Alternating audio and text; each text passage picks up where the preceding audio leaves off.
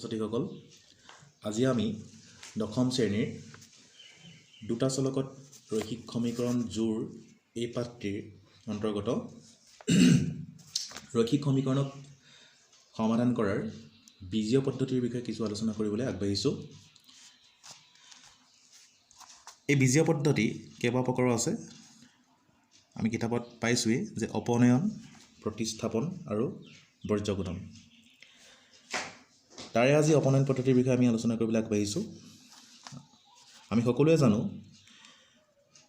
যে দুটা চলকত এযোৰ ৰৈখিক সমীকৰণক কিদৰে উপস্থাপন কৰিব পাৰি। তাৰ সাধাৰণ ৰূপটো এনেদৰে a1x plus b1y plus c1 is equal 0 আৰু a2x plus b2y plus c2 is equal 0। ঠিক আছে, এতিয়া যদি আমি এটা উদাহৰণ ল'বলৈ যাওঁ, ধৰা হ'ল কিতাপৰ প্ৰশ্নাৱলীৰ যিটো প্ৰথম উদাহৰণ দিয়া আছে, কুৱেশ্যন দিয়া আছে, তলৰ ৰৈখিক সমীকৰণ কেইযোৰ অপনয়ন পদ্ধতিৰে দুটা পদ্ধতি দিছে। প্ৰথম অপনয়ন পদ্ধতিৰে সমাধান কৰিম আমি। এক নম্বৰ দিয়া আছে x plus y is equal to 5। মই ইয়াত লিখি লৈছোঁ x plus y is equal 5, 2x minus 3y is equal 4. এতিয়া মই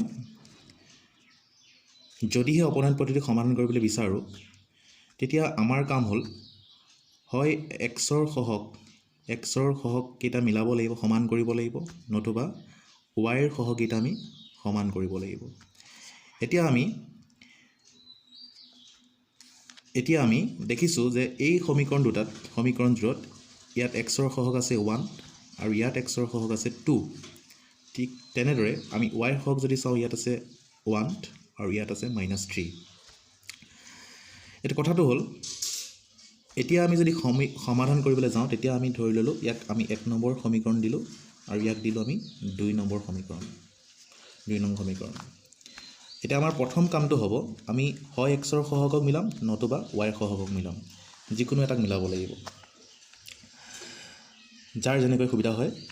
এতিয়া আমি এক্সৰ সহগে যদি মিলাবলৈ যাওঁ, তোমালোকে নিশ্চয় গম পাইছা যে ইয়াত 1 আছে আৰু ইয়াত 2 আছে। গতিকে মিলাবলৈ হ'লে কি কৰিব লাগিব, এক্সৰ সহগকেইটাক যদি আমি সমান কৰিবলৈ যাওঁ, আমি কি কৰিব লাগিব যে 1 নং সমীকৰণক ইকুৱেশ্যন নম্বৰ 1ক আমি কিহেৰে পূৰণ কৰিব লাগিব, 2ৰে পূৰণ কৰিব লাগিব।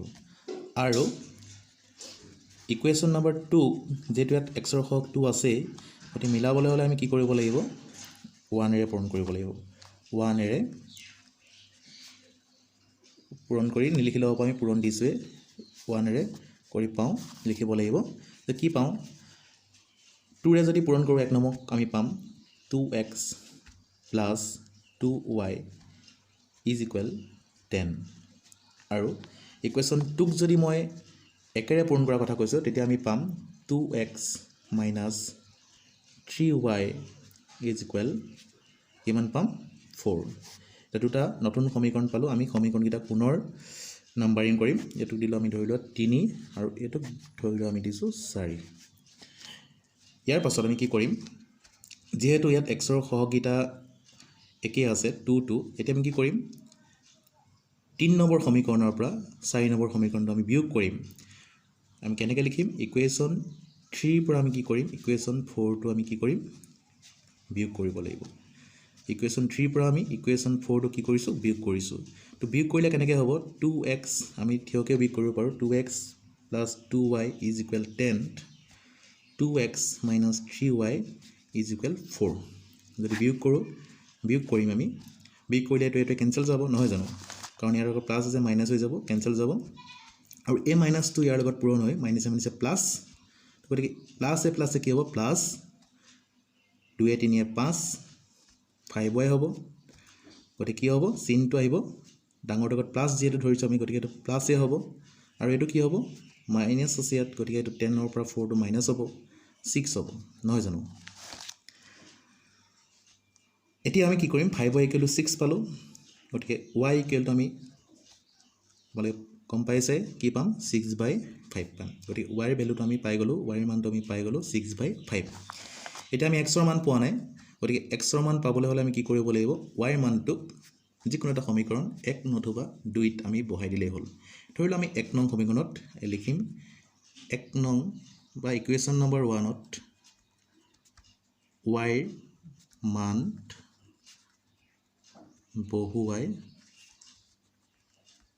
পাওঁ কি পাওঁ ইকুৱেশ্যন নম্বৰ 1 টো আছিল এইটো x + y = 5 x + y = আছিল 5 হল গতিকে x = কিমান হ'ব 5 - y হ'ব নহব জানো y টো ইফালে গুচি গলে মাইনাস হৈ যাব গতিকে x = হ'ব 5 - y এতিয়া 5 এই যে y মানটো পালো 6/5 y ৰ জেগাত আমি 6/5 টো বহাই দিব লাগিব 6/5 হল এতিয়া এটো আমি বিয়োগ কৰিম বিয়োগ কৰিলে এটো 5 কিমান হ'ব এটো 25 - 6 গতিকে এটো 25 ৰ -6 হলে কিমান হ'ব 19/5 এতিয়া আমি কি পালো যে x ৰ মানটো পাই গলো 19/5 আৰু y ৰ মানটো পাই গলো আমি কিমান 6/5 গতিকে x আৰু y মান পাই গলো গতিকে এইদৰে আমি সমীকৰণটো সমাধান কৰিব পাৰিলো তাৰমানে ঠিক আছে আজিলৈ ইমানতে আমাৰ এই পদ্ধতিৰ বিষয়ে পাঠ শেষ কৰিছো